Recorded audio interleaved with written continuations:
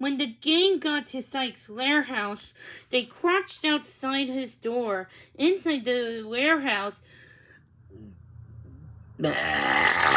Sykes had Jenny tied to a chair. "Now don't cry, silly little girl," he scowled.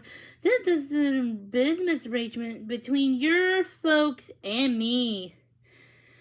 The gang pushed against the door. The place is locked tight. "Oh man," said Tito. "It doesn't look good." Dodger looked around. There must be some way. He spied something under a pile of garbage. It gave him an idea. "Francis," he said, "do you remember that old circus stunt you used to do?" Dodger set a plank on top of a barrel and tucked Oliver into an old football helmet and placed him down at one end of the board. "Francis," he asked, "you all set?" Francis nodded. The big, heavy dog jumped down the other end of the plank, and the helmet went flying. It crashed through a window and bounced outside. Inside, Oliver was in the warehouse. Quickly, he scurried to a window on the first floor, unlatched it, and let the dogs in. Carefully, quietly, they crept through the dark halls. The doormen had heard them. They didn't have much time. Deep in the warehouse, Sykes was at his desk. He checked the monitors behind him. The warehouse looked secure. He picked up a phone and called someone who owed him a favor.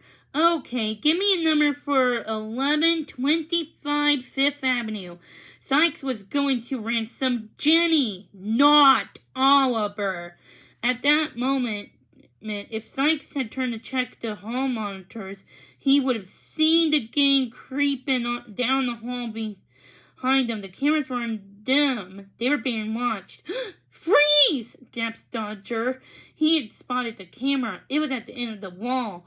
"Yo, Tino!" he whispered.